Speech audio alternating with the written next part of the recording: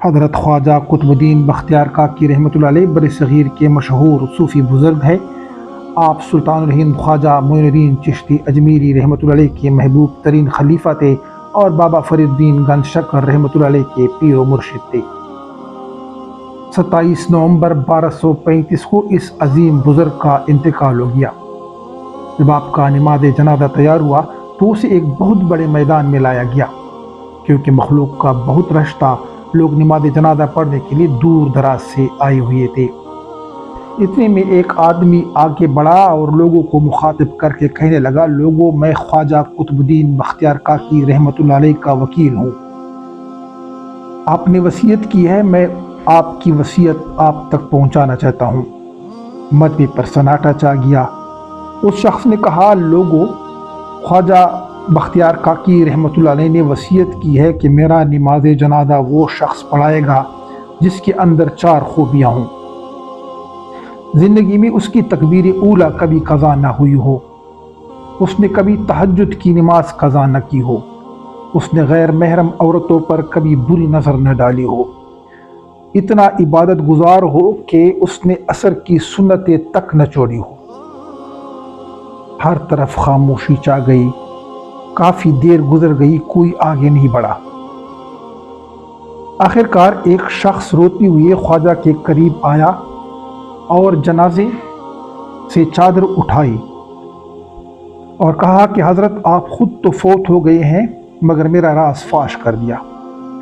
اس کے بعد مجمع کے سامنے قسم اٹھائی کہ لوگوں، میں اللہ کی ذات پر قسم اٹھاتا ہوں کہ میرے اندر یہ 4 خوبیاں موجود ہیں۔ میں نے کبھی تکبیر اولیٰ قضا نہیں کی ہے، کبھی تہجد کی نماز نہیں چھوڑی، کبھی غیر محرم عورت پر بری نظر نہیں ڈالی اور کبھی عصر کی سنتیں نہیں چھوڑی ہے۔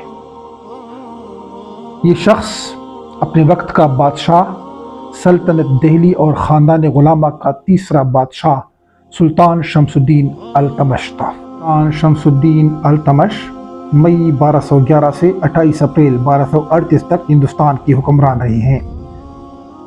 آپ قطب الدین ایبک کے غلام تھے اور بعد میں آپ قطب الدین ایبک کے داماد بھی بن گئے۔ قطب مینار اور قوت الاسلام مسجد کو آپ ہی نے مکمل کیا، جن کو قطب الدین ایبک نے نامکمل چھوڑا تھا۔ اپنے بعد آپ نے رضیہ سلطانہ کو جانشین مقرر کیا۔ آپ کی زوجہ کا نام قطب بیگم تھا۔